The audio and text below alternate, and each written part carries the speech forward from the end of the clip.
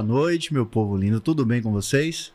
Quem tá começando mais uma vez a Acarajé Cortadinho, dessa vez comigo, Rafael Sem Barba Suede.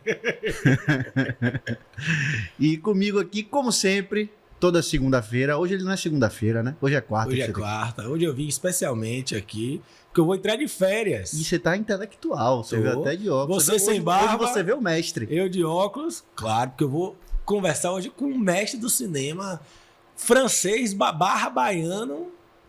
Rapaz, eu fiquei curioso, porque no Instagram, eu gosto sempre de Bernardo. Eu vou apresentar pra ela aqui, Bernardo Atala, certo? A gente gosta de começar o podcast sempre lendo a bio do Instagram do convidado. Aí na sua tem filmmaker, trapicheiro, já gostei do trapicheiro. Aí vem baiano, tracinho americano, tracinho francês, aquário e gourmand. O que é gourmand? Guloso. Guloso. E aquário é do signo? Sim. Então somos... Gostei de você, já gostei de você por causa da série. É aquariano e guloso, como eu também. Lá ele. E aí, tudo bem? Tudo bem, você? Tudo certinho. Assisti seu filme, me mandaram o link do filme pra assistir. Eu quero assistir ele no cinema. Você me falou que ele tá em cartaz, né? Tem cartaz no Cine Glauber, no Cine do MAM, do Mont e no Cinema do Museu. Sim, eu vou assistir. Fale qual é o filme para as pessoas saberem. Cara, é Porto de Origem. É um filme documentário, né? É um documentário. Você não assistiu não, né, Rasta? Ainda não. Mandaram um link pra você, Rasta. Não, mas eu gosto de assistir no cinema para valorizar o cinema. Não, mas eu vou pro cinema também. Eu não tinha tempo de ir pro cinema. Aí eu pedi o link pra poder conversar com ele. Estávamos conversando aqui nos bastidores sobre a crise do cinema brasileiro. Como é que eu não vou no cinema assistir o filme? Ainda mais no Cine Glauber, né? Que não é qualquer cinema. E também no museu, né? O do museu também é muito legal, que é ali no Corredor da Vitória. Já foi no cinema? Temos salas muito legais aqui em Salvador. Não toda a cidade tem essas salas de rua. Tanto as salas de arte e o Cine Glauber são as salas ótimas. Sim. Antes da gente falar da série, eu queria entender um pouquinho você. No filme você fala um pouquinho de você, assim, que você mora 20 anos ali no com a vista pro Baía de Todos os Santos. Você mora 20 anos naquele lugar, que você é francês. Mas tem uma cena que mostra a Normandia. Você é da Normandia? Sim, eu nasci na Normandia. Ah, você nasceu lá. Fui criado lá também. E quando é que você foi parar nos Estados Unidos e veio parar na Bahia? Conta um pouquinho assim. Eu trabalhava em Paris, mas um ramo completamente diferente. Eu trabalhava no mundo financeiro. Aí minha empresa me mandou nos Estados Unidos, lá no começo dos anos 90. E eu fiquei lá quase 15, 13, 14 anos. Trabalhando também com o mercado financeiro. Trabalhando no mercado financeiro. E aí, não sei se você lembra, talvez não, mas teve esse desencontro entre os Estados Unidos e a França sobre a guerra no Iraque. Sim. Que a França não quis participar. Eu lembro. E aí bloqueou a resolução nas Nações Unidas. E aí os franceses ficaram uma saia bem justa nos Estados Unidos, especialmente quando você fazia negócios, como era meu caso. Aí eu podia ter continuado lá, mas achei o clima bastante pesado lá.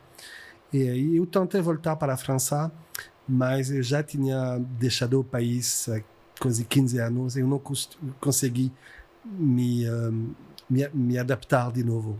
Aí eu viajava bastante no Brasil na época, eu tinha negócios com um parceiro.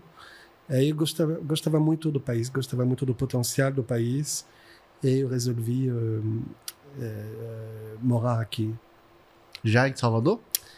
Já no começo no Salvador. E como eu morava em Nova York, eu não queria uma cidade grande, sabe? Eu não queria São Paulo, nem Rio eu queria uma cidade mais provincial, onde as pessoas se conhecem. Sim. E aí, em Salvador, a Bahia tem uma imagem muito prestigiosa na França, então. Uhum. E coincidência também que Nova York também é uma cidade meio que portuária, assim, que nasce do porto como Salvador, né? Exatamente. Inclusive, Salvador era o porto mais importante no início do século XVII e XVIII, sim. Não é isso? E aí os holandeses que foram expulsos do Recife Fundaram Nova York. Sabia disso, Rasta? Não, pô, Que você... história, Rasta. O Tá cara pensando tirou que- a barba e ampliou os conhecimentos, viu? Eu tenho um livro lá na sala, um livro bom da porra. velho. Os baianos expulsaram os holandeses que foram para Recife. Sim, sim. E lá foram expulsos também e foram para Nova York. Criar Nova York com Peter Stuyvesant e toda... Essa eu não Eram sabia, holandeses não. judeus, eu acho, se não me engano, não é isso? É, Aí fundaram Nova novos York. cristãos. Naquele filme de Leonardo DiCaprio, Gangue de Nova York, Sim. fala um pouquinho disso, assim, né? Daquela origem de gangues de Nova York, assim, e tal. Coincidência. E você, quando vem morar em Salvador, você já vai morar ali com a vista pra Baía de Todos os Sim, Santos? O que foi que fez você morar lá? Ali? Mas foi isso que eu tentei responder nesse filme, na verdade, porque as pessoas sempre me perguntam, mas por que você veio morar aqui em Salvador?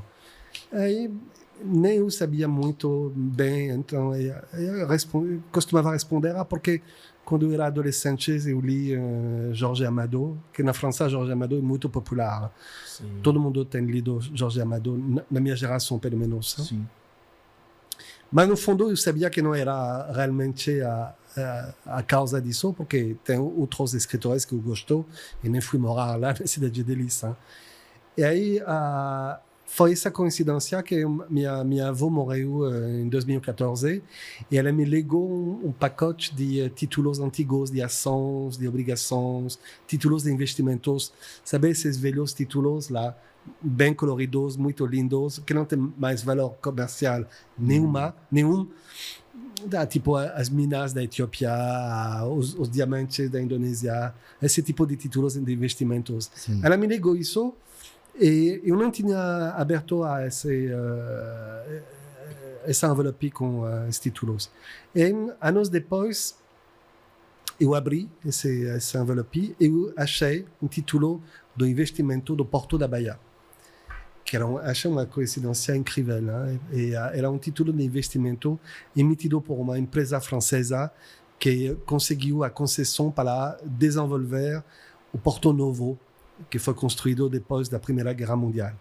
Essa empresa acabou falindo, então Não fizeram nada. não fizeram nada que tem. Não E deu muita golpe, coisa. e deu golpe quem comprou. Deu golpe, foi. O cara morreu arruinado, miserável, no hotel no Rio de Janeiro, esse empresário francês. Sim. Mas achei muito curioso achar esse título que eu não tinha prestado atenção. E aí eu comecei a me perguntar se realmente eu não tinha me mudado na Bahia, nesse lugar, por conta do Porto. Que acho que uma coisa que eu estou falando no filme, que o Porto tem as duas coisas. É o lugar da partida, mas também é um refúgio. Sim. E aí eu comecei a tentar aprofundar mais esse tema e fazendo isso tentar entender o que tem de especial sobre o Porto de Salvador, qual é o mito desse porto, qual é sua história, qual é sua importância, que acho bastante ignorada hoje. Ninguém presta muita atenção ao porto, que foi, como você falou, era o maior porto do Atlântico do Sul até o século XIX. Eu acho até que era do Atlântico, porque Nova York... Do Atlântico do Sul, é? Não, do Sul. Só. Pô, desculpa, em cima não é Atlântico, não é velho. É Atlântico, mas é não do era, norte. mas era do norte. É. Sim. Eu fiquei curioso também com Normandia. Normandia também, eu tenho uma recordação assim da Segunda Guerra Mundial, quando os Estados Unidos vão... É o desembarque dia da D, Normandia. a Normandia também era portuária lá? Tem um porto importante lá que se chama Le Havre, e um porto que tinha relações com a Bahia, porque tinha trocas de fumo e de café, e também teve algum tráfico de escravos, provavelmente. Sim. Então já tinha essa relação entre os dois portos, esse porto da Normandia e Salvador. Entendi. Agora, você falou, né? Já explicou um pouquinho aí dessa relação do Porto, de morar ali, né? Que foi a questão do título que sua avó tinha, né? Mas você disse que não trabalhava com... Você não era diretor de cinema, não era cineasta, nada disso, né? Então, quando você saiu dos Estados Unidos, veio pra cá, aí você se encontrou como cineasta? Como Não, foi na verdade, eu era... esse processo? Na verdade, eu era ator mirim quando eu era adolescente. Sim. Aí eu fiz um pouco de cinema, fiz muito teatro. Eu fazia também dublagem para filmes estrangeiros. Sim, Aí, sim. mas eu acho que você ser ator quando você é jovem é uma coisa, porque você tem menos Responsabilidades. responsabilidade e também menos inibição. Sim, sim. Sim, se você é exibido, verdade. E aí eu desisti quando fez 25 anos. Mas aí provavelmente eu ainda tinha essa coisa dentro de mim. E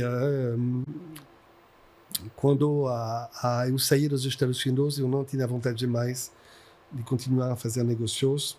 Sim. Eu cheguei no Brasil e achei aqui uma riqueza de histórias incríveis. E eu fiz meus primeiros curta-metragens lá nos Alagados, na região Dos Alagados. na região do Uruguai, Alagados, e toda essa região. Sim. E depois, como você sabe, eu por conta de Jorge Amado, eu visitei o sul da Bahia. E lá eu descobri uma região completamente diferente do que nos romances do Jorge, porque ela é uma região destruída pela vassoura da bruxa, muitas fazendas vazias, abandonadas. E foi lá que eu tive a inspiração de fazer um filme que é uma adaptação de um conto de Stefan Zweig, em qual você participou, que se chama A Coleção Invisível.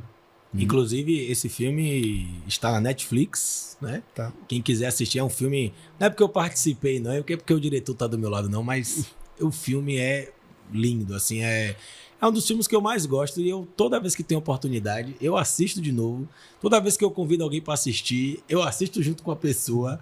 Quando tava no cinema, eu fui umas 4, 5 vezes, porque foi meu primeiro filme, né? Então, tava no cinema, foi todo aquele alvoroço, né? E tal, com a família, né? Aquela coisa. Então, toda vez que eu ia com amigos e tal, eu ia novamente assistir.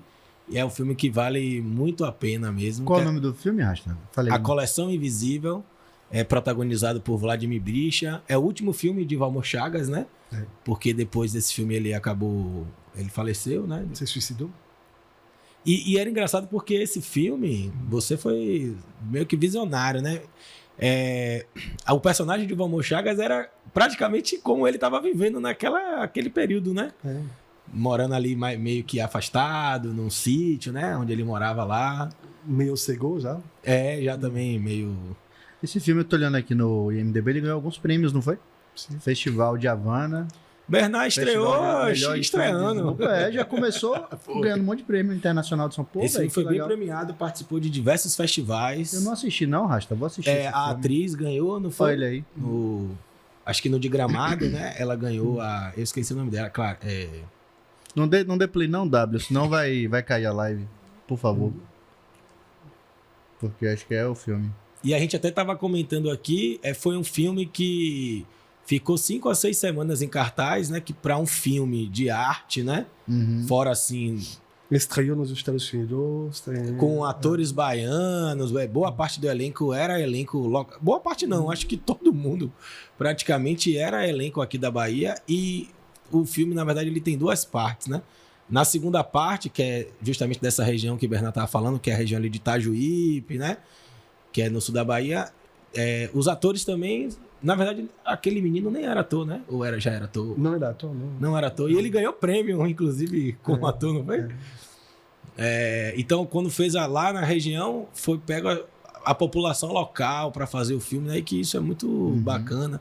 Me lembro que quando estreou, antes de estrear no cinema, teve um telão na praça lá, né, de Itajuípe, que mobilizou as pessoas da cidade para assistirem o filme que foi feito na cidade, né, no telão na praça. Tipo, teve vários movimentos assim muito interessantes, né, que fazem o filme ainda ser mais legal, né? Além de toda a história, né? Não sei se foi o primeiro drama de Vladimir. Foi o primeiro papel de protagonista no cinema. Dramático, né? Como ator? Sim, protagonista no cinema, não na televisão. Isso aí eu também já não lembrava. É porque ele é de 2000, olha lá, um filme de 2000. 2013. 2013, tá. Então, mas você, quando teve lá no interior da Bahia, que você viu a primeira vez, que você viu que não era a imagem de Jorge Amado, né? De Ilhéus, ali naquela região. Foi em 2013? Não, foi bem antes, foi em 2000. Que eu fiz um documentário sobre a crise do cacau em 2008, que se chama Os Magníficos, que está no YouTube também. Então, comecei fazendo o documentário. Então, comecei a pesquisar lá em 2007, 2008. E depois escrevi o longa com Sérgio Machado e com Isiane Mascarenhas. E o filme foi lançado em 2013. Mas foi gravado em 2011, né? Porque, na verdade, normalmente o filme é de, no mínimo, uns 2 anos para ser lançado, né? Sim, depois que... Primeiro você vai nos festivais para conseguir prêmios, algum prestígio, e depois você lança nas salas. E documentário também é assim? Você gravou, você fez o documentário uns 2 anos atrás? Esse é o Porto de Origem? Isso. Não, na verdade, o Porto de Origem, bom, por conta da pandemia, o filme foi gravado em 3 ou 4 temporadas. Sim. Que cada vez que a gente achava, agora, bora, vamos filmar. E aí teve mais uma onda da Covid, a gente teve que parar e recomeçar. E aí algumas pessoas morreram também, então a gente teve que substituir 1 ou 2 personagens também. Uhum. Então foi um filme bastante demorado para fazer. Uhum. E aí também quando você faz um documentário, às vezes a situação vai evoluindo. E aí o Porto começou a se agitar um pouco, sabe que teve as obras da prefeitura lá na região do Mercado Modelo, e aí teve o começo da revitalização. Isso. O começo mesmo, ainda tem muito para fazer, mas já são coisas positivas. Aí quando isso acontecer, você tem que acompanhar também, você não pode ficar travado no passado. Então a gente filmou mais coisas. Mas eu tô com curiosidade ainda lá em Ilhéus. A gente vai pro documentário. Porque hoje, se você voltar em Ilhéus hoje, ali naquela região mudou muito. Né? O cacau deu uma levantada de novo. Agora o preço tá no alto, mas na época a arroba estava $70. Hoje está... Não, você está me deixando entusiasmado porque você agora vai fazer o documentário aqui do Porto. Então você teve lá em Ilhéus e Ilhéus levantou. Porque será que você vai levantar o Porto, né? Tem que fazer um drama da história do Porto também, de Salvador. Tomara que aconteça a mesma coisa. O Porto tem um potencial fantástico. Sim. E, acho que os órgãos públicos não chegam a isso completamente. A prefeitura fez coisas, está fazendo coisas, deslocalizou algumas secretarias lá, mas você tem que incentivar também no cidadão a iniciativa privada, você tem que levar as pessoas para fazer seu próprio projeto. Não tudo pode ser um projeto público.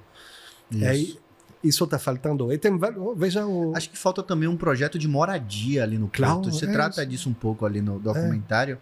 Porque o comércio sempre foi o comércio, o lugar de você ir trabalhar e ir embora. Ir trabalhar e ir embora. Acho que tem uma família que você coloca ali no documentário que mora lá. Mas uma ocupação. Isso.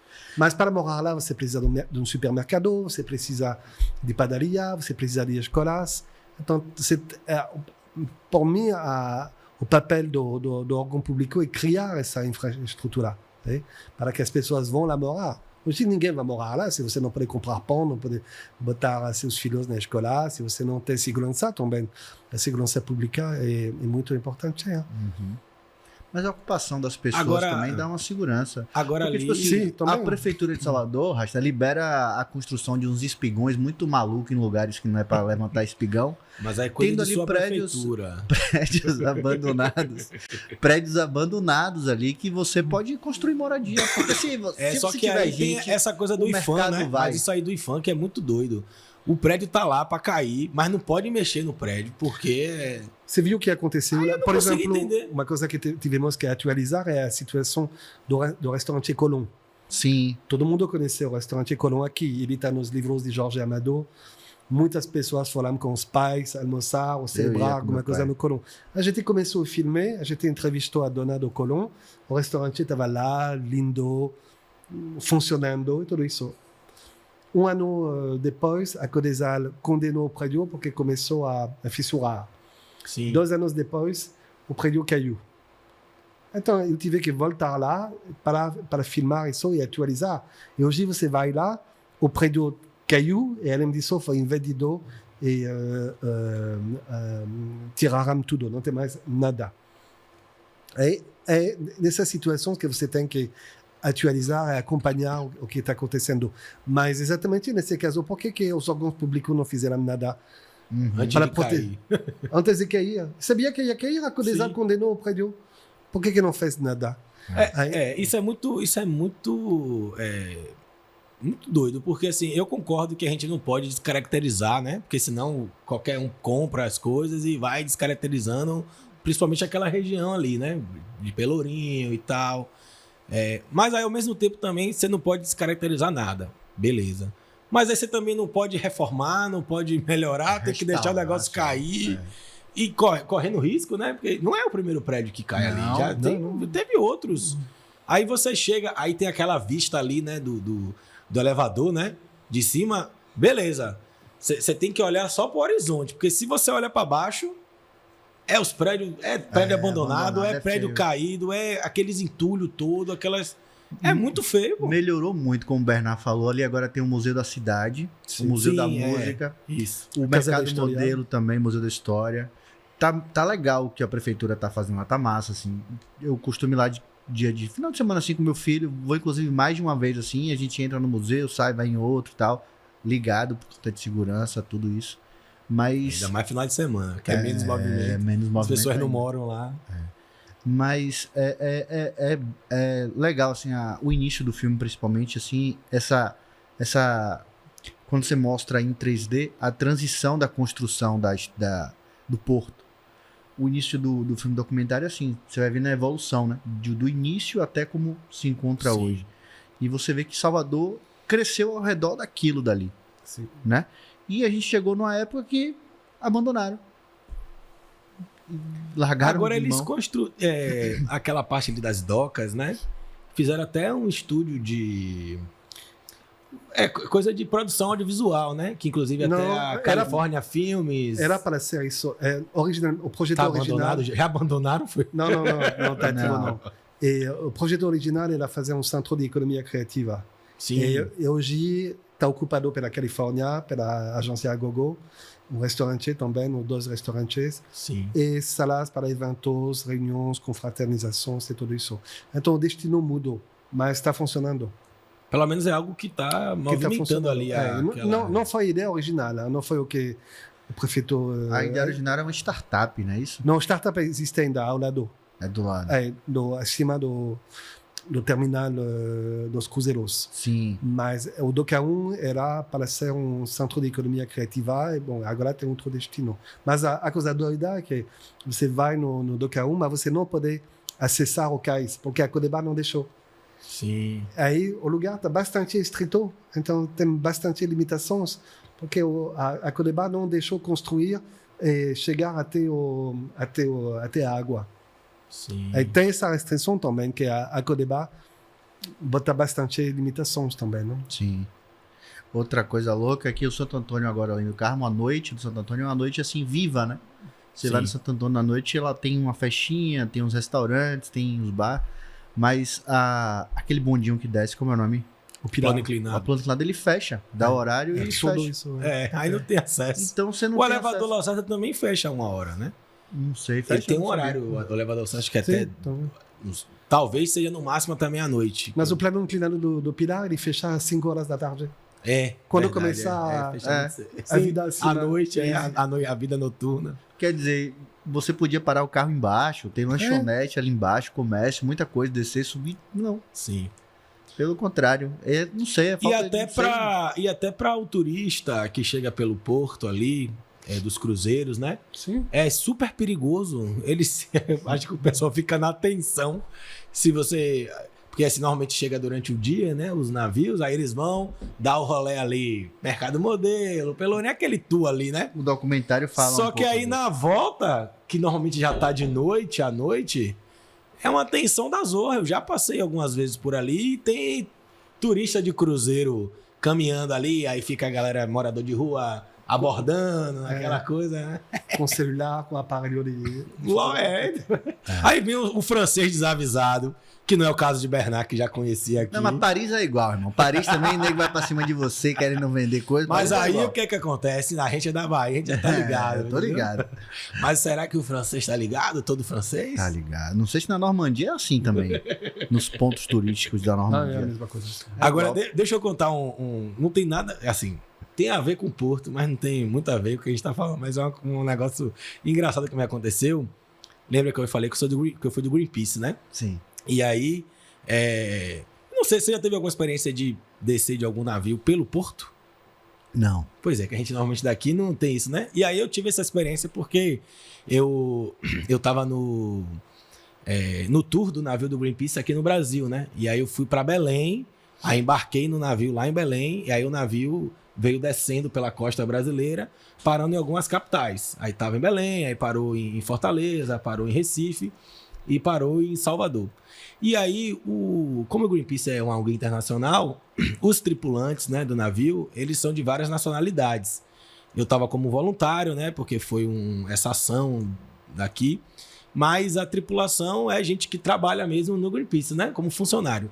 E aí o capitão do navio, que estava na época, nesse período que o navio veio, era argentino. E assim, tinha vários argentinos no navio, o médico era argentino, o primeiro oficial era argentino. Então, meio que tava rolando uma rivalidade Brasil e Argentina dentro do navio do Greenpeace. Porque tinha muito voluntário brasileiro, a gente tinha esses caras da Argentina, os caras chatos, nojentos. Viu? Argentino não, mentira a sua. Argentino não é chato. Tudo gente boa. E aí, e esse capitão, ele era baixinho assim, mas ele era todo tiradinho, sabe? Era meio malhadinho assim, meio tirado a gostoso. E aí, assim, nas outras cidades eu não sei como é que foi, né? Mas aí, não sei se você deve saber se você é um cara inteligente, quando o navio vai atracar no porto, não é o capitão que atraca, né? É o prático. É o prático. Que ganha uma bala. Que ganha um dinheiro só pra... E aí... Nas outras cidades eu não sei como é que foi, mas eu sei que chegou aqui o prático, né? Aí ele pega o barquinho, né? E vai até o navio lá no ponto, até onde o cara pode chegar, né? Aí chegando lá, e por coincidência eu tava... Essa conversa foi meio na cozinha assim, do navio. Tava esse capitão conversando com o prático aqui da Bahia. Ah, meu amigo. O capitão foi falar alguma coisa assim, de botar alguma banca. O prático falou... Você tá na Bahia, meu irmão. Salvador, quem manda aqui sou eu. Falou assim mesmo pro capitão. Eu, toma, via. E aí, alguma coisa que ele tava questionando, que eu não sei o que foi exatamente. E o prático foi, botou ele no lugar dele, meu amigo. Isso aí você faz lá na Argentina. Aqui quem manda sou eu. E aí eu sei que você resolveu. Eu falei, aí, ó, sacana. Tomou a rebordosa do baiano. Você não sacaneou com o capitão depois, não? Não, eu sacaneei com o cozinheiro. O cozinheiro era argentino também. O nome dele era Patrício. Não se sacaneia nunca com o Não, mas eu já ia sair do navio. Mas por quê? Já ia sair do navio. E aí eu já coloquei o apelido dele de Patrick. Já pra sacanear ele, porque ele só fazia macarrão e batata. Foi quase um mês comendo macarrão e batata. Todos os dias? Todos os dias o almoço era só... Ele não mudava porque ele não queria, porque tinha comida lá, porque a gente fazia feira e tinha coisa lá. E ele sempre fazia um negocinho diferente pro capitão, que era argentino, mas não sei o quê. Eu falei, beleza, sacana, deixa eu chegar na Bahia. Aí no dia que eu já ia desembarcar, que quando eu chego aqui em Salvador eu desembarquei, aí eu liguei pra minha mãe, falei, mãe, faz um macarrão aí. Por que macarrão? Eu falei, não tô com desejo. Macarrão. Beleza. Aí eu já tinha saído do navio, só que aí eu fui em casa, e o navio ficou aqui porque era aberto, né? Pra visitação. Aí ficou 3 dias aberto pra visitação e tal. Eu já tava desembarcado, não tava mais dormindo no navio. Aí no dia que o navio ia embora, eu fui lá em casa, peguei a tigela de macarrão, e aí entrei na cama no quarto do cozinheiro e flau! Joguei o macarrão todo na cama do cozinheiro. Falei, tome seu macarrão. Porra, velho. E aí me saí. O que aconteceu depois? Não sei. Mas, com certeza ele ficou puto que jogaram o macarrão. Esse é o ator que você chama pra fazer filme com você. Tá vendo? Que delícia. Inclusive, falando em ator, sim, a Coleção Invisível foi aonde o Rasta surgiu. Foi mesmo? Foi, porque, como eu falei, o filme é gravado antes de ser lançado. Então, quando a gente fez as gravações, não existia mais um filmes ainda. Eu não estava fazendo o personagem, nada disso. Então, e no filme, é um rasta, o perfil era esse, né? Rasta branco maconheiro. Aí, opa, tem um cara que eu conheço. E aí, Inclusive, foi assim Você fez o rasta pra fazer o filme? Não, eu já era assim. Aí um amigo foi fazer o teste. Inclusive, ele nem ficou, esse amigo foi fazer o teste. E aí ele tava lendo o roteiro, alguma coisa assim, da cena. E aí ele leu o perfil do personagem. Dos personagens, tinha e o personagem era esse, o perfil. Era um rasta branco. Aí ele, porra, eu tenho um amigo da faculdade que tem esse perfil aqui. Aí falou com Elson, era Elson, né? O produtor de elenco, eu acho. Aí falou, pô, eu conheço um cara nesse perfil aqui. Aí eu fui lá. Fiz o teste só pra dizer que eu fiz, porque o papel já era meu. Bernard escreveu o personagem pensando em mim. Você, claro, com certeza. Sem me conhecer, foi pensando em mim. Aí eu fiz o teste e tal, aí eu lembro que Elson falou assim, ele, ó, a gente vai te ligar pra te dizer, mas não corte seu cabelo não. Eu falei, tá doido? Vou cortar o cabelo nada. Ô, Bernard, e pra fazer o... Você pensa como assim, lá no filme de Ilhéus, em fazer algum drama sobre o Porto de Salvador? Dramático? Uma ficção, Filme, né? é uma ficção. Uma ficção. Pode ser, não sei ainda.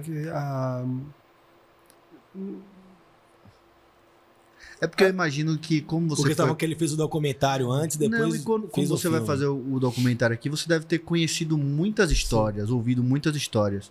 Dessas histórias que você ouviu, eu imagino que alguma deve ter pintado curiosidade, assim, de aprofundar. No caso da história do cacau, o filme é estruturado de uma forma... O documentário, eu estou falando, Os Magníficos, que está no YouTube. O filme está articulado com 3 protagonistas, todos ex-fazendeiros que se lascaram completamente com a crise da vassoura da bruxa.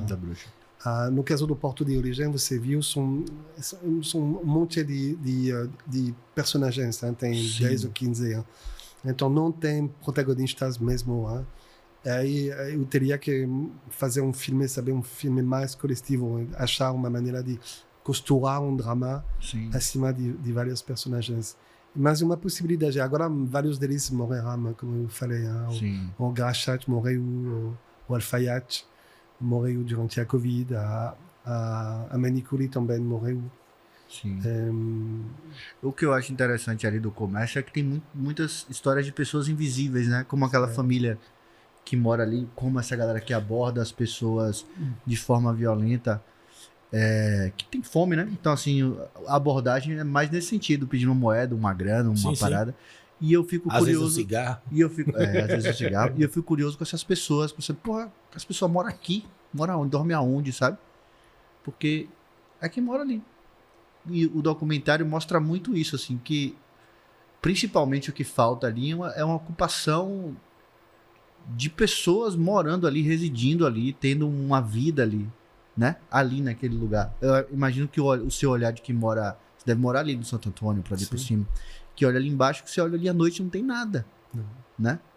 À noite o silêncio total é uma pena porque você vê todo o potencial, especialmente no verão, você vê os cruzeiros chegarem aí e que poderia realmente curtir a cidade, andar até Santo Antônio e tudo isso, mas não existe essa possibilidade.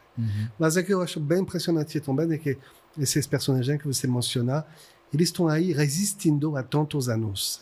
O cara que está consertando bola de futebol. Bola de futebol, cara. O cara está lá há mais de 30 anos. Todos os dias ele está lá consertando.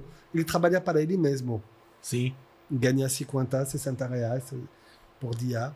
E aí ele está lá já há mais de 35 anos. Ele não faz questão de ir embora, faz questão de ficar lá, continuar pequeno negócio dele e tudo isso. E são vários assim nessa situação. Eu sou advogado, né? E eu trabalhei muito ali na época na justiça do trabalho, ali no começo. Sim. E eu já consertei bola com ele. Foi? Foi mesmo? Foi porque uma bola também o mesmo valor de você consertar com ele, mas você via aquele cara consertando bola ali, costurando gomo, velho, de futebol. Aí você fala, porra, esse cara só faz isso, não faz mais nada. Aí eu pegava um baba que eu organizava o baba. De volta e meia, uma bola ficava velha, a gente comprava outra e a velha eu levava lá. Aí ele consertava. A mesma coisa aquela rua de material esportivo. Sim. Pô, se você for em shopping aqui, você compra. Ali é mas top. eu até hoje eu compro lá. Eu também. Entendeu? Eu vou também lá tenho essa comprar. cultura de comprar lá as coisas. Outra coisa que eu gosto de fazer ali, que foram coisas que você foi mostrando, que eu fui me vendo ali, né? O sanduíche de pernil é miolo, né? O nome do... O pernil, o Manolo. Manolo. Você já foi lá no Manolo? Ah, Não. tem que ir no Manolo, Rasta. Vou levar você no Manolo no dia 4h20. Pra Larica, depois da Larica. O melhor sanduíche de pernil da cidade. Eles estão lá aí há não sei quantos anos. O pai já faleceu. 1930, eu acho, uma coisa assim. Alguma coisa assim. Deram Mas você continuidade. mencionou a questão da moradia. Lá. Tem prédio fantástico lá, antigo prédio da loja A Lampada. Prédio fantástico que tem 4 andares no estilo Art Deco. E se fosse outra cidade, seria transformado para fazer loft, para fazer apartamentos residenciais. É prédio belíssimo. Está lá, abandonado. Ninguém quer comprar, ninguém quer reformar. Provavelmente tem um IPTU altíssimo, então não tem saída. O próprio Instituto do Cacau também, que é um Pois prédio é. lindo. Pois é. Eu já ouvi história até que queriam construir um centro de convenções nele. Você já ouviu falar dessa história? Sim. E parou também. É aquilo do projeto, né? Tem um projeto pra fazer alguma Mas foi coisa. esse que pegou fogo, não foi? Foi. Uma vez? Do Cacau Mas foi. o que pegou fogo foi o último andar. É. Sim, O museu chegou, não afetou. não afetou, mas o pior é que como eles fecharam o prédio, esse prédio depende do governo, do Estado. Do estado. E como eles fecharam o prédio todo, foi invadido. E agora você tem pessoas que fazem parte da história dessa cidade. O Cacau foi muito importante para a cidade. Você sabe isso mais do que eu. Está tudo lá. Muitas coisas foram roubadas. Está destruído. Está completamente em situação de ruína. Mas o incêndio não chegou lá. Só uma questão de abandono. E esse prédio, que é uma obra de... do estilo Bauhaus alemão, uma obra... É lindo o prédio. É lindo. É uma obra de arte. Está lá, sem destino, sem... Eu acho que é meio que eles aproveitaram. Ah, pegou fogo aqui, a gente já não tá E, querendo dar salvo engano, manutenção. funciona lá o bandejão, como é que chama, meu Deus? Que é o almoço... Prato do povo. É uma coisa assim. Não sei se é aí, O não. almoço popular. almoço popular, esqueci o nome também, que está lá. É do outro lado, né? É. No caso é... Não, é ali. Ali naquela É, lá. placa branca lá. Lá na tá vendo? ponta aí. Tem também um túnel que vai lá de baixo até o cais. E lá para exportar o cacau. Pô, isso aí não sabia não, que tinha essa Cara, passagem. isso daí não. é um museu, irmão. Não, isso aí em qualquer essa lugar. passagem subterrânea aí. Não, é isso. Isso em qualquer lugar do mundo. Isso era um museu, um puta de um museu. Top. Ou então, tem até em Portugal um lugar que você... Estão querendo fazer, acho que lá em cima, perto do Cine Glauber Rocha. Perto ali do Hotel Fera Palace. Que é como... São restaurantes... Ao tirar chapéu. Acho que é. É. Né? Pô, dá pra fazer isso aí embaixo também. Ah, mas dá pra fazer tanta coisa. É muito mal aproveitado mesmo. E além de não ser aproveitado, é abandonado, né? Porque Uhum. não é nem assim o mínimo, né? É uma coisa assim totalmente... Como o Bernard falou, pegou fogo no 3º andar, então bora isolar logo tudo aqui e a gente se livra desse problema de ter que ficar dando manutenção. Só pode ser isso, porque não é possível. Meu pai, você entrevista no documentário aquele diretor de cinema, de teatro. Meu Deus, como é o nome dele? Fernando Guerreiro. Fernando Guerreiro. Sim. E meu pai trabalhava no Bradesco, que era na Cidade Baixa ali, né? Ali embaixo. E a gente ia deixar ele, eu morava no Costa Azul, ia deixar ele praticamente todo dia de carro, que minha mãe ficava com carro, pequeno. E às vezes a gente descia do carro. Ou, no meu aniversário, ele costumava me levar pro trabalho com ele. E a lembrança de Guerreiro é a mesma lembrança que eu tenho, assim, do cheiro de fruta da Cidade Baixa, do comércio, das conversas das pessoas, né? A mesma memória. Quando ele foi falando, a minha memória foi toda voltando, assim, sabe? E até hoje, quando eu vou lá, eu tenho essa memória. das pessoas, do cheiro da fruta, da conversa, da música, Sim. que tem um pouco de música ali no mercado modelo, ali na frente, onde tem aquele monumento que fizeram dos capoeiristas, né? E semana passada eu tive com um amigo de Cuba aí. Ele é um menino de 23 anos que canta, e a XC trouxe pra cá. A gente foi lá fazer um projeto em Cuba, e a gente conheceu ele cantando no coral dele. E a gente, através do governo de Cuba, conseguiu trazer ele aqui e gravamos algumas coisas com ele. E aí eu levei um dia off, que ele não estava trabalhando, gravando música, eu levei para conhecer o comércio. Ele ficou encantado com o comércio, porque ele estava ficando em Alphaville, e ele falou, velho, agora eu conheci a Salvador que eu via assim na televisão, nas novelas, né? Que ele disse que a novela em Cuba é muito, muito forte, as novelas brasileiras. Que eles veem muito a imagem do Rio de Janeiro e Salvador, né? Por conta dos livros de Jorge Amado, e também que ele via nas imagens. Então, assim, isso é como o Brasil é reconhecido fora, é através dos textos de Jorge Amado, Rio de Janeiro e o comércio, né? Elevador Lacerda, Pelourinho. E a gente trata assim como se... O ano que vem vamos ter o Buena Vista Social Club no Trapiche Barnabé. Eu vi. E, então vai ser esse show com Cuba vai ser recriado de uma certa forma. Até o próprio Trapiche ali, né? Vocês, no caso, você meio que, pelo que eu sei, que encabeçou ali também para uma reforma, né? Porque a sua produtora é ali, né? Porque também ali tava... ainda tá um pouco, né? Mas já melhorou bastante, né? Já está finalizando a obra lá, nas próximas semanas. Lá. O Trapiche Barnabé, que é o único vestígio da grande época dos trapiches. Até o século XVIII, a Salvador era chamada a cidade de armazém, porque tinha muitos trapiches lá. Sim. O centro econômico da cidade era os 50 trapiches que tinha lá no comércio. O último vestígio é o Trapiche Barnabé original. Ainda tem um Trapiche Querino, mas ele já perdeu seu formato original. E aí, quando eu adquiri o Trapiche com meus sócios, ele é completamente invadido pela vegetação, uma ruína, estava caindo, como o Mercado Ouro está caindo agora. Vegetação não, matagal, né? Matagal mesmo. O Mercado do Ouro tá assim também, abandonado? Quase agora que está, porque Carlos Brown mais ou menos abandonou, ele voltou lá no Candial. É verdade. Então, era bem pior do que o Mercado Ouro, porque estava invadido pela vegetação e tudo isso. Um prédio do século XVIII foi edificado em 1715. E aí demorou quase 20 anos lá para reformar, porque é um processo bastante demorado se você não tem ajuda pública. A gente não teve ajuda pública nenhuma, nada. Sim. Tivemos até obstáculos. Sim. Normalmente é assim, né? E é por isso que está demorando essa revitalização, porque você tem que facilitar a vida das pessoas que ficam dispostos a reformar. Eu mesmo fui no Trapiche porque fui fazer o teste, que foi lá, né? Onde é a produtora. E foi filmado também, né? As primeiras cenas, né? No terraço, né? Que é a cena que eu apareço, que a primeira fala do filme não é dê minha. Spoiler, não, rapaz. Não, pro povo assistir o filme. O Trapiche é onde tem show também, às vezes. E aí tem show, né? Sim, eu já Mas fui no show, no Trapiche. eu não fui porque eu sou um cara trabalhador. Fui lá pra gravar filme, fazer teste de elenco. Agora você teve a experiência de noitada. Você é um cara, pai de família. Graças a Deus. A melhor coisa que existe no mundo é avô e avó que pode ficar com filho pra gente poder ir pra noitada. Curtir. Uma coisa interessante, fala, W.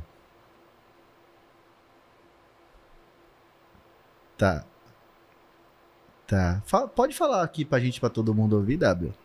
Participe do podcast. Você fica falando no meu ouvido, eu fico assim, fala, W. Fica todo mundo aqui sem saber o que tá com a lei. Mas antes da... Vá, fale depois. Vamos falar. Foi porque a gente falou em off. Você consegue colocar na tela aí onde é que vai ser a desapropriação, W? Pronto. Enquanto você procura isso aí, eu vou falar um pouco da lei dos chaveiros. Que proibiu escravos negros, né? de frequentarem aquele local. É bom você pegar a imagem do mapa, W. Que aí a gente vai ter mais ou menos a noção assim de onde é. Ali, Rastani vai ser, ó.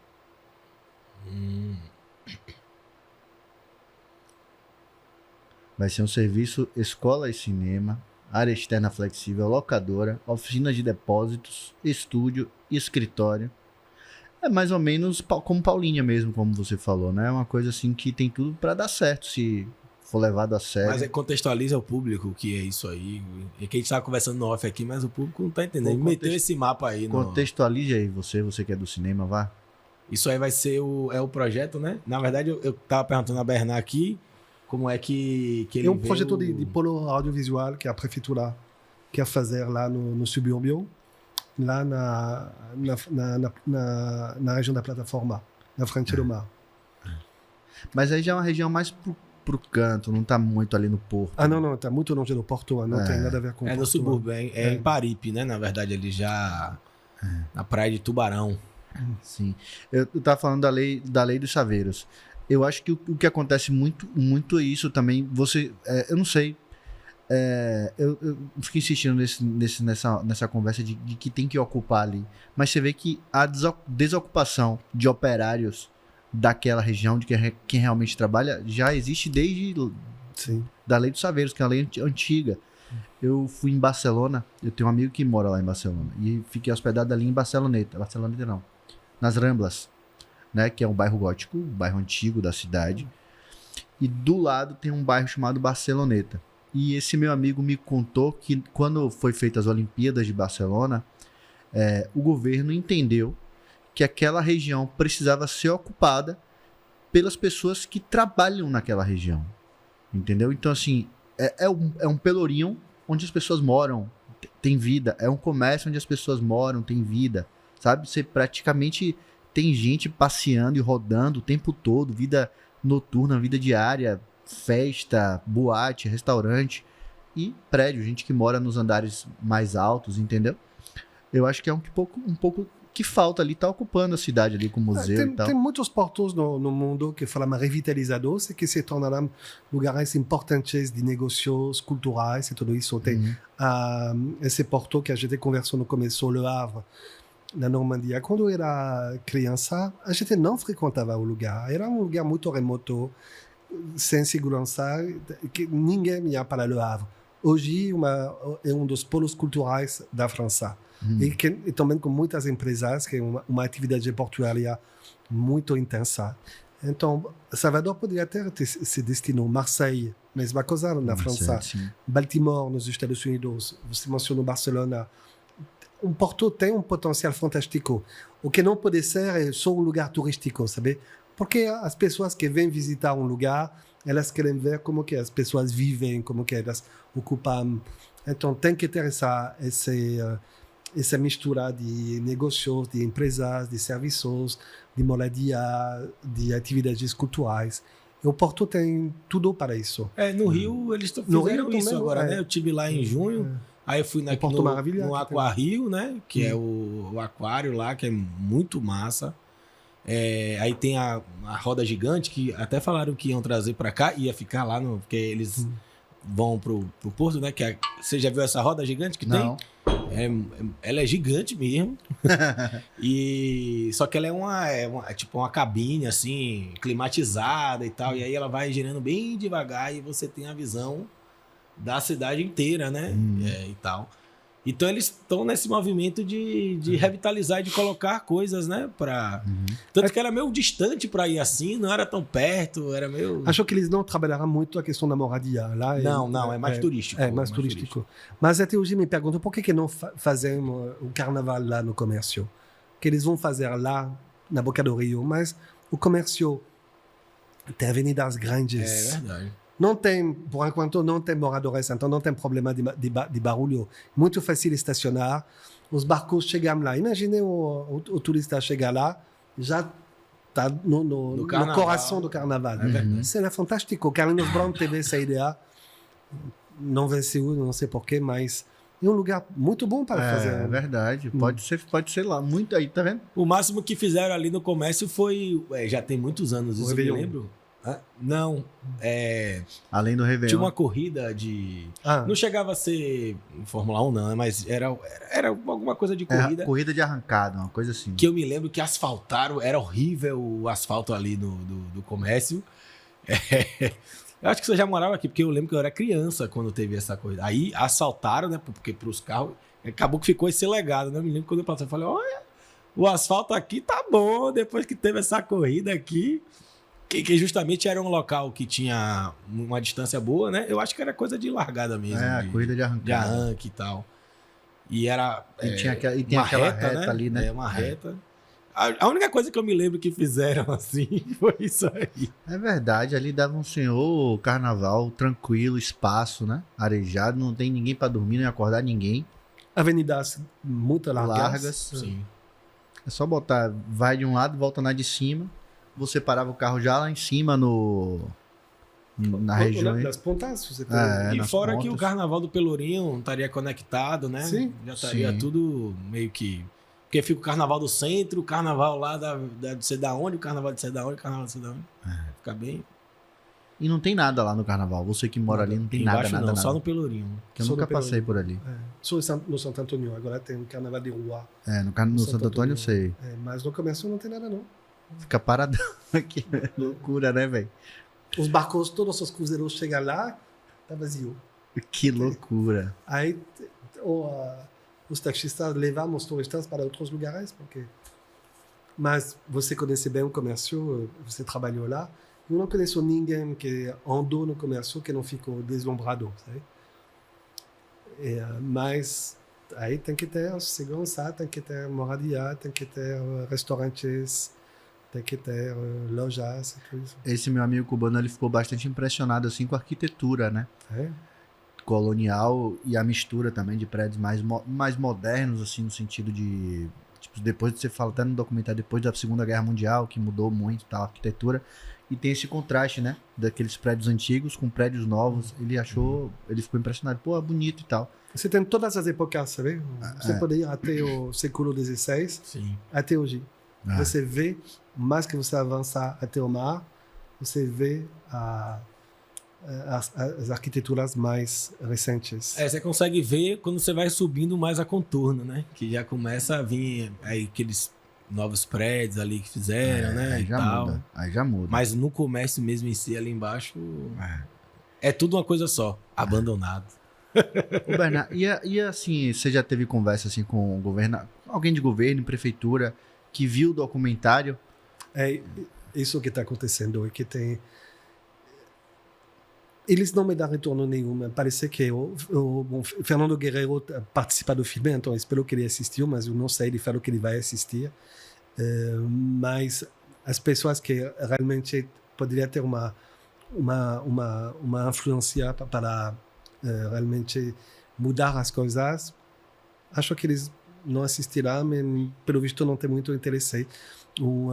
2 anos atrás eu estava indignado que depois que o Colón fechou, o Juarez também, que é um restaurante emblemático do comércio, ficou fechado durante um tempão. Eu fiquei muito triste e eu mandei uma carta para a prefeitura dizendo: é isso que precisamos do comércio, moradia, tudo isso que estou falando no filme. Vamos fazer um grupo de trabalho para ver o que pode ser feito. Nunca tive a resposta. Tinha um cara que morreu há pouco tempo, Marcos Cidreira, que ele era chamado prefeito do comércio porque ele liderava o escritório de revitalização do comércio. E foi nessa época que ele conseguiu atrair as faculdades. Tinha um posto da PMI também, que não tem mais no comércio. Ele fez bastante coisas. Aí depois o escritório foi fechado e Marcos morreu lá 6 meses atrás, ou 3 meses atrás, esqueci. Então, pelo visto, tem um interesse em fazer coisas, porque eles deslocaram as secretarias, estão fazendo essas obras lá na região do Mercado Modelo, mas não tem diálogo com o resto da população. Então, fica bastante num pequeno grupo, sabe? Sim. Então, acho que tem interesse verdadeiro, mas fazendo entre eles, sem realmente conversar com as pessoas que realmente podem fazer e têm interesse em fazer. Eu quase nunca tive conversar com os órgãos públicos sobre o trapiche. Pouquíssima coisa. Eu escuto muita coisa de fazer Airbnb ou hotéis, parcerias com grandes bandeiras de hotéis para ficarem. Mas se você só colocar turista ali, não vai adiantar se não tiver locais, pessoas operárias. Se Bernard falou que a reforma do trapiche ele tá tendo não tá tendo apoio e tá tendo ainda empecilho, imagine fazer. A gente nunca pediu dinheiro. Fazer coisas. Mas, por exemplo, tem uma besteira que tem a gente não conseguiu terminar a reforma da fachada porque a Coelba botou uma linha de alta tensão na frente da fachada. A gente pediu que eles botassem uma luva como fazem no carnaval, sabe? Só para afastar que a gente pode terminar a fachada. Sim, até hoje. Não fazendo. E tem uma lei da prefeitura que foi o Mário Kertész que escreveu essa lei muito boa para obrigar essas empresas a enterrar a fiação. Sim. Como que está acontecendo lá há muito tempo isso? Na Avenida 7 acho que já fizeram isso. Na Santo Antônio também, acabaram de fazer. Santo Antônio, sim.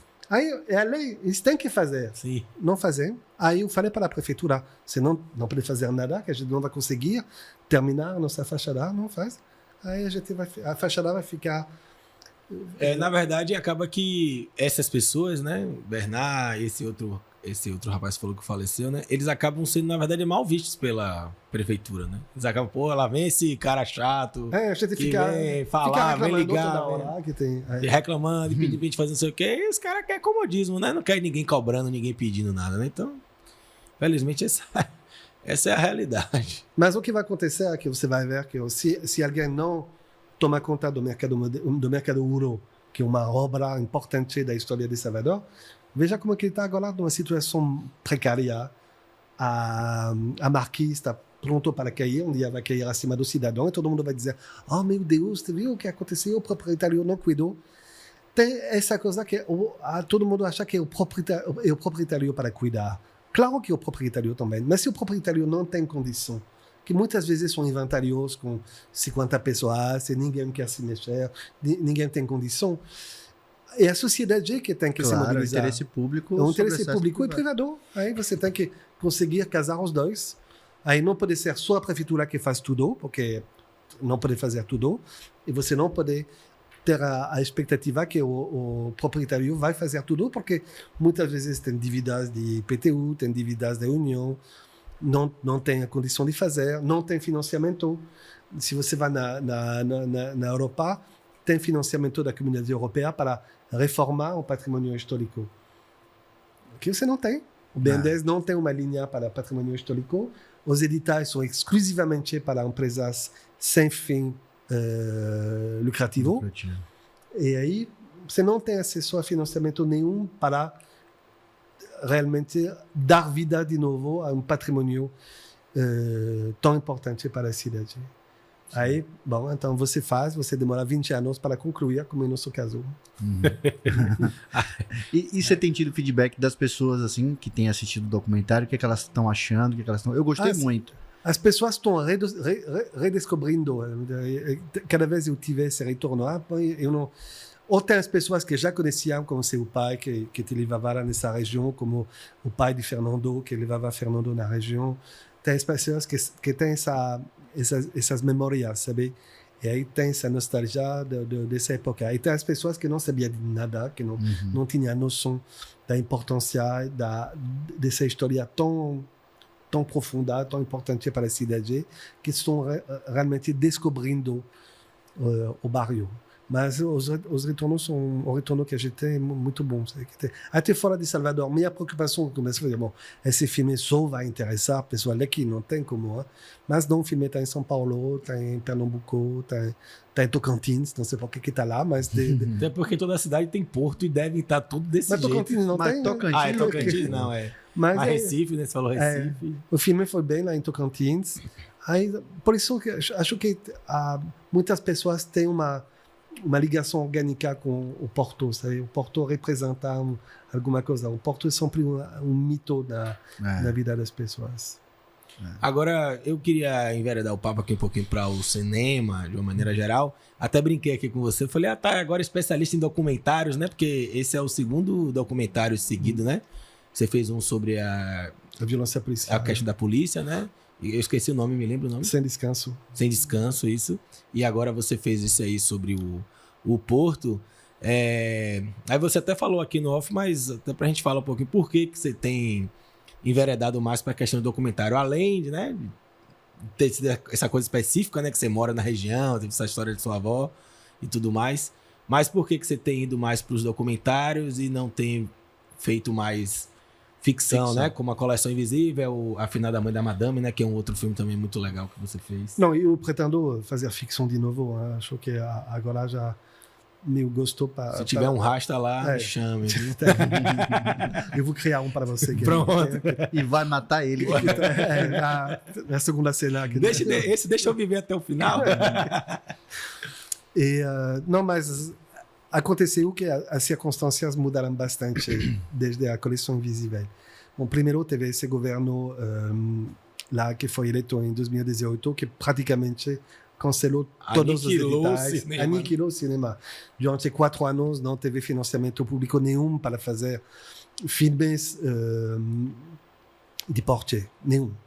E depois teve a Covid também, que atrapalhou bastante esse processo. E também tem agora que está acontecendo o fato que as pessoas quase exclusivamente assistem filmes nas plataformas de streaming. Então, isso muda bastante a circunstância. E também aconteceu uma forma de defasamento, porque para fazer um filme de ficção, você precisa, para fazer um filme não só ambicioso, mas um filme que você consegue pagar todo mundo, que você consegue fazer uma finalização boa, com uma música boa e tudo isso. Fazer cinema é bastante caro. Você não faz um filme por menos de 3 milhões. Se você faz, você não vai pagar todo mundo. Sim. E você vai fazer uma única locação. Então, você tem que apertar absolutamente tudo. Mas os editais não acompanharão esse aumento dos orçamentos.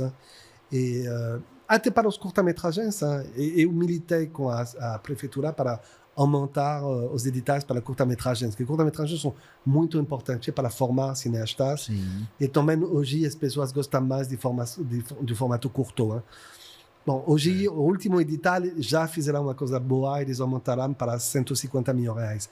Mas 15 anos atrás já era 100 mil reais. Então, os orçamentos de editais não acompanharão o crescimento dos custos. Sim. E aí as pessoas acabam apertar a finalização, correr para fazer um filme não tão bem finalizado como deveria ser.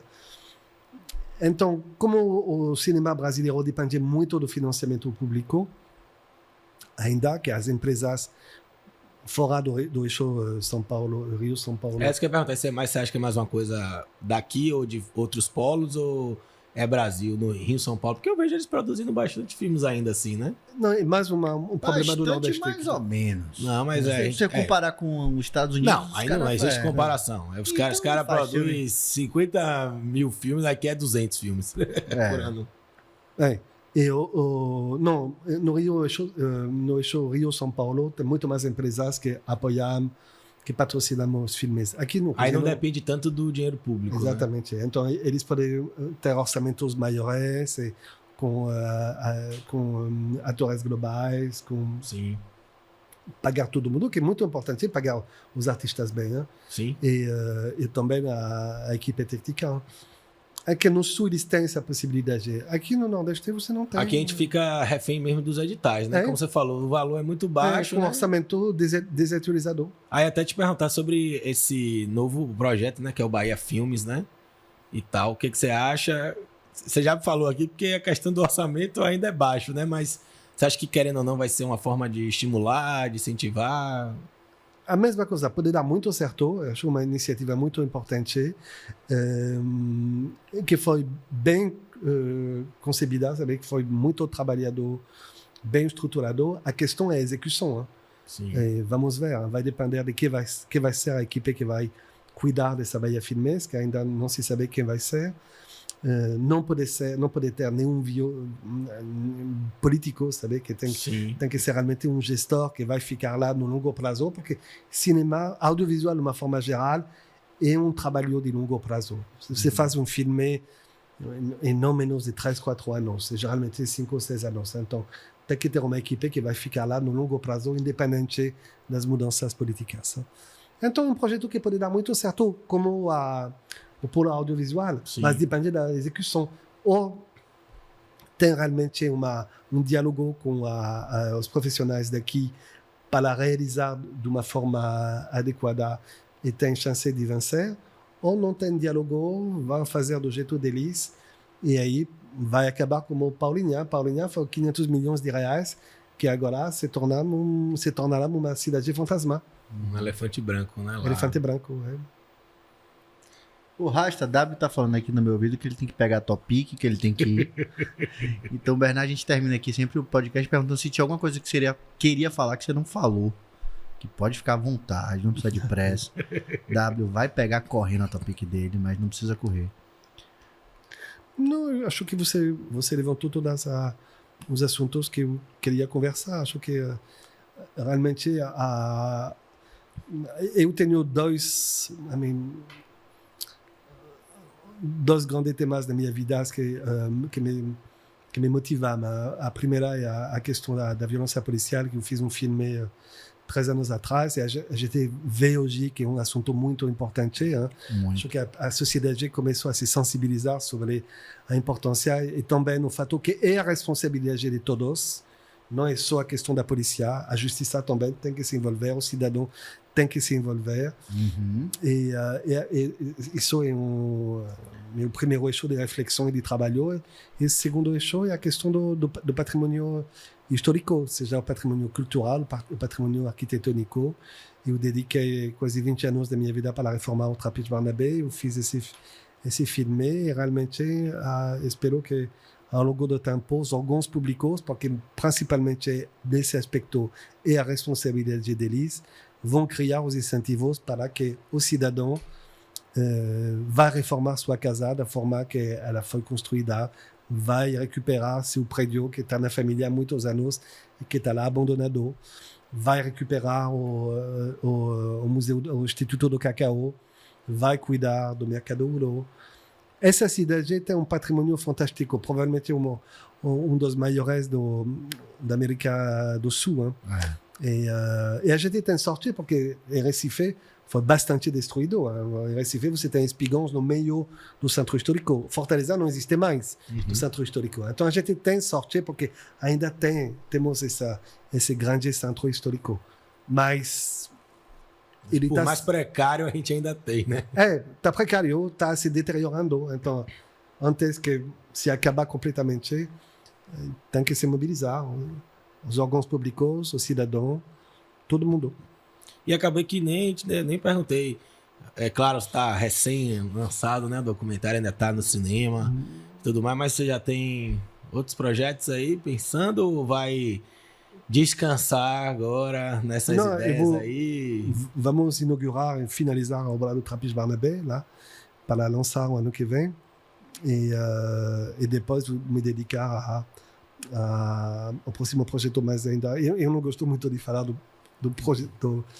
próximo projeto, porque eu gosto realmente de concluir. Sabe? Quando eu comecei o Trapiche Barnabé, as pessoas me perguntavam: vai demorar quanto tempo para finalizar isso? 20 anos. Já tem 20 anos. Não, mas eu falei nessa época. Eu falei 20 anos.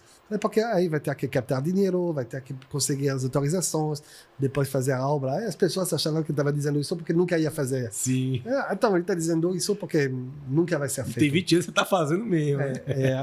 Então, quando eu falo que eu vou fazer, eu quero mesmo fazer. Então. Mas então a previsão ano que vem finaliza mesmo? Nas próximas semanas a gente vai concluir a obra. Ah, que massa. Maravilha. E já que ele é trapicheiro, então fica aí, né? Talvez o próximo filme dele tenha a ver com isso exclusivamente. Com a inauguração. Eu li a bio aqui, Com a pai. Eu fui na reforma. bio dele. Eu fui na bio. Eu fico assim entusiasmado porque a gente precisa de um estrangeiro pra lembrar da gente, da importância que a gente tem. Como todo, né? No Brasil a gente tem esse espírito vira-lata assim. Olha lá. Filmmaker trapicheiro. Eu falei, rapaz, trapicheiro. Então, obrigado assim por ter trazido essa memória. E quem tá em casa, vá ao cinema. O filme tá em cartaz.